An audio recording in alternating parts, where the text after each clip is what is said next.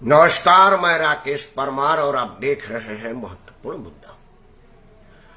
मित्रों, महत्वपूर्ण मुद्दे में आज विषय है कि क्या देश में अब चुनाव जीतने के लिए जात पात, धर्म और भाई भाई की लड़ाई ही अब एकमात्र उपाय रह गया है।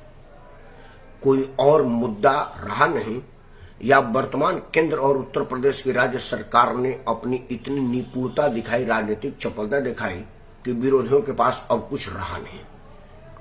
यह मैं इसलिए कह रहा हूं क्योंकि दो तीन मुद्दे आज जोर शोर से कुछ दिनों से सुनाई दे रहे हैं। सबसे पहले आज जो ताजा वाकया उस पर चर्चा करते हैं। वक्फ संशोधन विधेयक संविधान का हिस्सा बन गया, पार्लियामेंट से पास हो गया, राष्ट्रपति महोदय का नोटिफिकेशन आ गया, वह अब हमारे भारत के संविधान का एक अंग बन गया। अब उसको डी नोटिफाई करने के लिए वापस पार्लियामेंट में बहस होगा और पार्लियामेंट के हिसाब से ही उसको अमेंडमेंट करके हटाया जाएगा। मैं यह बात इसलिए कर रहा हूं कि आप सबको इस बात की जानकारी हो। जो मुंह फाड़ करके आज गांधी मैदान में कहे कि आएगा तो मैं रद्दी के टुकड़े में डाल दूंगा, फलाने में डाल दूंगा, उन लोगों के वोटरों को यह बात समझ में आए कि ऐसा नहीं हो सकता। तेजस्वी यादव अनपढ़ आदमी है, लेकिन उनके पास समझदार सलाहकार तो होंगे, उनसे पूछ लेते कि भाई वक्फ संशोधन विधेयक को संशोधित कैसे किया जाएगा, या जो पहले थी उसमें संशोधन कैसे हुआ था। पूरा सदन में बहस हुआ था, दोनों तरफ, राज्यसभा और लोकसभा। मतदान हुआ, चुने हुए जनप्रतिनिधियों और नामित सदस्यों ने अपना मतदान दिया और वोट के माध्यम से इस पर चोट किया और बहुमत के आधार पर फैसला हुआ। अब अगर इसको डी नोटिफाई करना है, मतलब वापस पुनः उसी वाली स्थिति में लाना है, तो आपको पुनः पार्लियामेंट में ही आना पड़ेगा। चुनाव अब बिहार विधानसभा का लड़ रहे हैं, जो इसका अंग नहीं है, उससे कोई मतलब नहीं है, क्योंकि यह केंद्र का कानून है और पूरे देश में लागू है। लेकिन चूंकि अब जो पहला चुनाव आने वाला इस साल के अंत तक, वो बिहार में है, इसीलिए वक्फ बचाओ रैली की गई गांधी मैदान में और सभी दलों के नेता जुटाए गए एनडीए को छोड़ करके। मतलब यूपीए के सारे दल के नेता जुटे और सभी ने अपने अपने हिसाब से भड़काऊ भाषण दिया और जो ना कहना चाहिए था वो कहा। पत्रकारों ने वहां पहुंचे लोगों से पूछा, तो एज यूजुअल जनता जो रैलियों में जाती है उनमें 90% वालों को तो पता नहीं होता कि मैं जा कहां रहा हूं, क्योंकि हम लोगों ने भी रैली कवर की है और लोगों से पूछा कि कहां आए हैं, बोलो सोनिया गांधी को देखने आए हैं। पता चला रैली मोदी की है। कहां आए हैं, नहीं हमको तो 600 रुपया और पैकेट दिया था खाना का, हम उसी में आ गए, दाढ़ी करते हैं।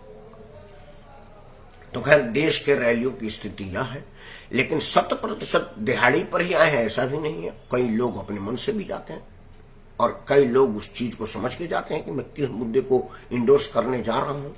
तो इसको बेनिफिट ऑफ डाउट के हिसाब से छोड़ दिया जाए, लेकिन रैली में जो कहा जाता है उसका 100% समाज में असर होता है, ऐसा मैंने कभी नहीं देखा है।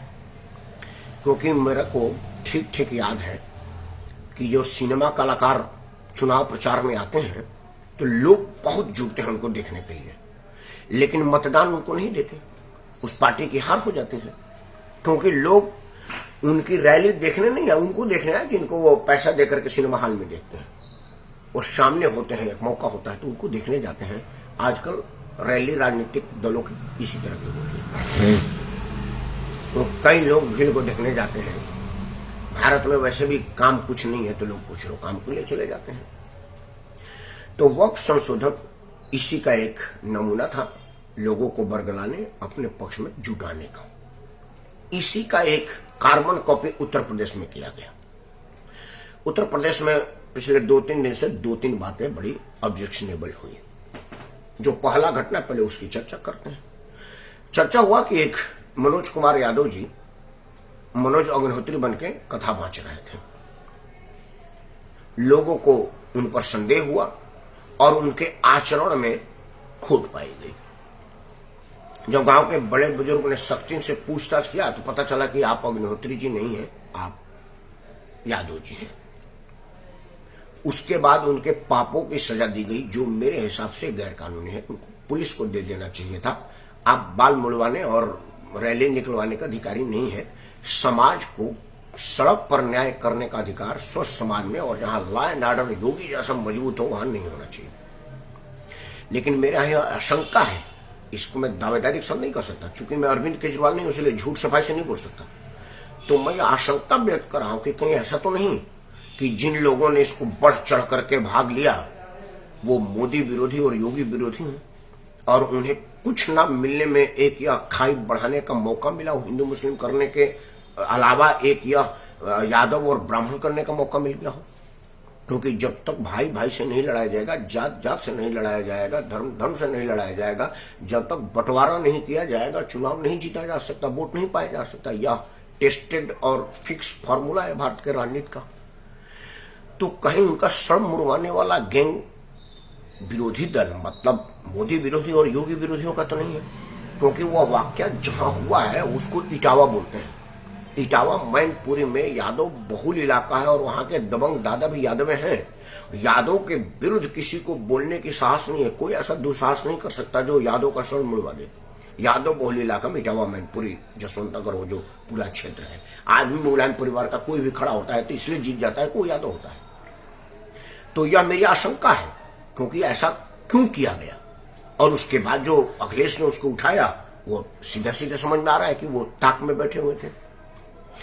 लेकिन ना तो अखिलेश ने इस पर जोर दिया, ना ही भाजपा ने जोर दिया।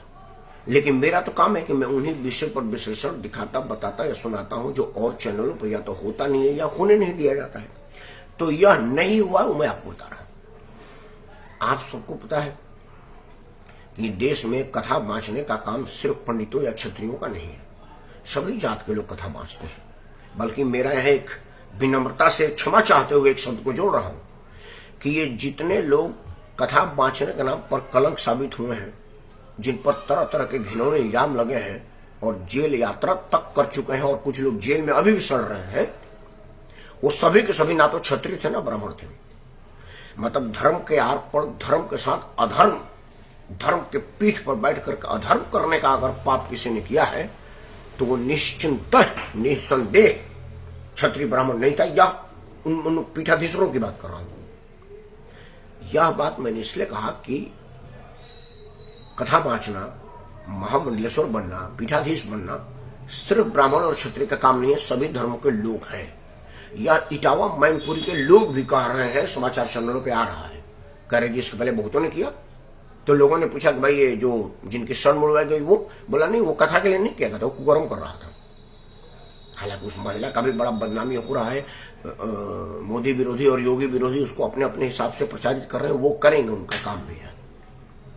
लेकिन देश प्रदेश की जनता को यह भली भांत पता चल चुका है और वो पहले से जानते हैं कि कथा बांचना सिर्फ पंडितों का अधिकार नहीं है, सभी करते हैं। और वो लोग देखे हैं क्योंकि रोज टीवी पर प्रवचन आ रहा है, रोज कहीं ना कहीं कोई कार्यक्रम हो रहा है। अभी उसी क्षेत्र में एक यादव जी कथा वाचन कर, या हरजन जी थे, कथा वाचन कर रहे थे, जिनमें बड़ी भगदड़ मच गई और कई लोग मर गए। वो अभी उस पर केस चल रहा है। अब आप कहेंगे कि हमारे यहां भी जात का एंगल लगा दिया, नहीं वो भी ना क्षत्रिय थे ना ब्राह्मण थे और कथा कह रहे थे। तो कथा बांचना कोई विशेष अधिकार नहीं है। तो यह मामला अखिलेश यादव का रेलेवेंट नहीं है और इस पर कोई उनको सिंपैथी नहीं मिलेगी। अखिलेश को यह बात समझ में आ गया और उन्होंने अपने लोगों से कहा कि भाई इसमें जितना प्रचार होगा उतना भाजपा का फायदा होगा, क्योंकि ये बिल्कुल धर्म और धर्म के विरुद्ध जा रहा है मामला। क्योंकि अब ये यादव और ब्राह्मण वाला नहीं राज्य इसका अखिलेश बनाना चाहते थे या विपक्ष के दल बनाना चाहते थे। वो बनाना चाहते थे कि यादव ब्राह्मण कर देंगे तो हमारा जो योगी आदित्यनाथ के काम से यादव मेरे से बिदका हुआ है। क्योंकि जिस यादव की पैसे लूट ली जाती थी, अपहरण करके पैसा वसूली होती थी, या वो शाम ढले अपने घर चले वाला कहानी हो जाता था, अब वो रात में भी जा सकता है, निश्चिंत तौर से विचरण कर सकता है। उसको इस बात का भरोसा है कि बाबा लखनऊ में बैठे हैं 5 कालीदास मार्ग में, और जब तक बाबा बैठे हैं किसी चोर उचक्के बदमाश की हिम्मत नहीं है कि सामने उठ जाए। तो वो भरोसे से जो यादव बिरादरी बिदका हुआ है उसको जोड़ने का प्रयास जरूर मोदी विरोधी योगी विरोधी ने किया, जो निष्फल हो गया, नहीं कारगर हुआ। तब अखिलेश ने कहा कि यार ये तो मामला धर्म और धर्म विरोध का हो रहा है, और अखिलेश के पिताजी पर तो हिंदू धर्म के विरोधी होने का तगमा है। उनके पिताजी ने तो गोली चलवा दिया था और अखिलेश ने कहा था कि नहीं, मैं ये सब चीजें मानता हूं, मैं पूजा पाठ करता नहीं। हालांकि जब उन्होंने देखा कि भाई राम के प्रताप पूरा दुनिया में है तो राम मंदिर में पूजा करने जाने की बात कहे, क्योंकि पता था कि जब तक राम के शरण नहीं जाएंगे किसी काम के नहीं रह पाएंगे, तो उन्होंने ये बात कहा। खैर राजनीतिक दल के लोग यह मान के बैठे होते हैं कि जो हम करेंगे वो लोगों को समझ में नहीं आएगी, बट यह जानता है, पब्लिक है, सब जानती है। और आजकल सोशल मीडिया का जमाना है, वीडियो हर जगह है और हर आदमी के पास है। और रिलायंस की कृपा से 1.5 GB डाटा तो अब सबको मिल रहा है, सभी कंपनियां देने पर मजबूर हुई है। तो डाटा का इस्तेमाल सिर्फ रात में सिनेमा देखने के लिए नहीं है, दिन में कुछ बढ़िया चीजें जान लेने की भी है और लोग जान जाते हैं। अब एक और मामला, कांवड़ यात्रा में जात पूछने का, धर्म पूछने का, आई कार्ड दिखाने का, यह मामला 2 मिनट में समझ जाने वाली, जो बहुत चर्चा की जरूरत नहीं है। मामला है क्या? मामला यह नहीं है कि मुसलमान को दुकान नहीं लगना देंगे। मामला यह है कि अगर मेरा नाम राकेश सिंह परमार है तो मैं रहीमतुल्लाह नाम क्यों लिखूं? मैं क्यों रहीम खान चिकन भंडार लिखूं? मैं राकेश सिंह परमार हूं, राकेश सिंह परमार के नाम से दुकान करूंगा, जय वैष्णो ढाबा राकेश सिंह परमार, यहां मांस भी बिकता है, लिखने में क्या बुराई है? चूंकि यह मामला बड़ा संवेदनशील है, मैं राकेश सिंह परमार क्षत्रिय हूं, हालांकि मैं शुद्ध शाकाहारी आदमी हूं, लेकिन मंगलवार को दिन लहसुन प्याज नहीं खाते। अब सावन शुरू होगा, अभी 10-15 दिन के बाद जुलाई में पूरा सावन भर मेरे घर में सब्जी में लहसुन प्याज नहीं बनेगा, जबकि मैं सवेरे 5 लहसुन निकलता हूं खाली पेट, लेकिन वो सावन भर नहीं लहसुन का सेवन होगा, प्याज का सेवन होगा, मेरे घर में नहीं होगा। अगर उस दौरान कोई आदमी लहसुन का रस मिला हुआ मेरे को पानी दे दे और उसके भरोसे पर मैं पी लूं तो मेरा धर्म खराब होगा। तो मैं ऐसे लोगों से दूरी बना कर रखूं ना, जो लोग मेरे को धोखे से मेरे पानी में लहसुन का अर्क मिला सकते हैं, प्याज का पानी डाल सकते हैं। और यह हुआ है। मैं यह जिम्मेवारी से कह सकता हूं कि भारत का सारा मुसलमान जानबूझ के सब्जी में, खाने में नहीं थूक रहा है, लेकिन थूकने वाले भी हैं, उनका भी तो वीडियो आ रहा है। तो वही एक थूकने वाले से दुनिया परेशान है और उसी को अलग करने के लिए किया गया कि आप अपनी दुकान पर नाम लिख दीजिए, क्योंकि आपके दुकान का नाम है पांडे भोजनालय और सलमान खान चला रहे हैं। तो सलमान खान की आस्था मेरे साथ उतना ही मजबूत होगी जितना हमारे सनातन पांडे की होगी, यह जरूरी नहीं है। पांडे जी भी परेशानी कर सकते हैं, क्योंकि दिल्ली के बहुत सारे होटल पंजाबियों की चलती है जिसमें बकरे की जगह बड़ा भी कटता है और वो मुसलमान नहीं है। देश के जो सबसे बड़े मीट व्यापारी हैं वो मुसलमान नहीं है, हिंदू हैं, और उन्होंने दुकान का नाम मुसलमान रखा है, यह भी एक सच्चाई है। लेकिन उससे इसकी तुलना नहीं हो सकती, क्योंकि उसको पता है कि मैं मीट खरीदने जा रहा हूं। किससे खरीदना बहुत इंपॉर्टेंट नहीं है, लेकिन यहां फल खरीदने की बात है। फल त्योहार में खाते हैं और मीट आहार में खाते हैं। आहार और व्यवहार में अंतर है, इस बात को समझिए। इसीलिए लोग कह रहे हैं कि भाई law and order, law and order. Law and order का मामला तब बनता जब वहां बवाल हो जाता।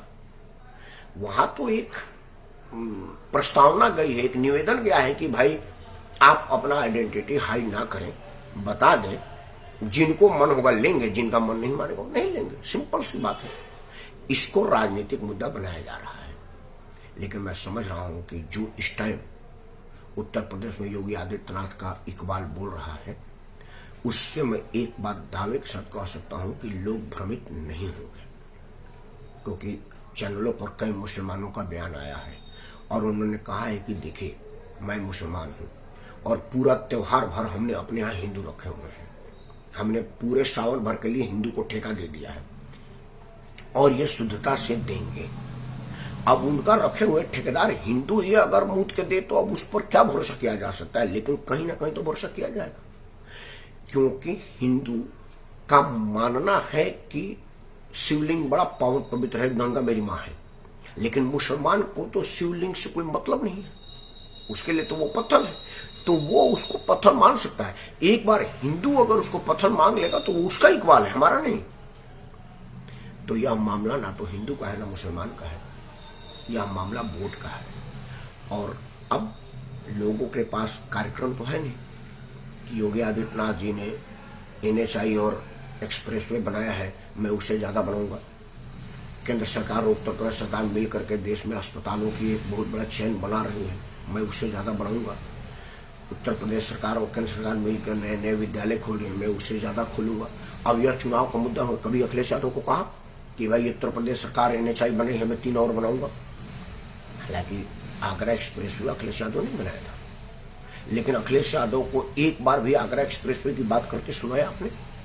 जिस आगरा एक्सप्रेसवे पर यह बवाल हुआ, जहां पुलिस वालों को यादव सेना ने घेर करके पीटने का प्रयास किया, आगजनी करने की प्रयास की, अखिलेश ने कहा कि वो एक्सप्रेसवे मैं ही बनाया हूं, क्योंकि अखिलेश को खुद ही भरोसा नहीं है कि अगर मैं एक्सप्रेसवे पर बात करूंगा तो लोग मेरा कोई सुनेगा और मेरे को कोई वोट मिलेगा। तो जब उनको खुद ही भरोसा नहीं है तो जनता को कैसे होगा?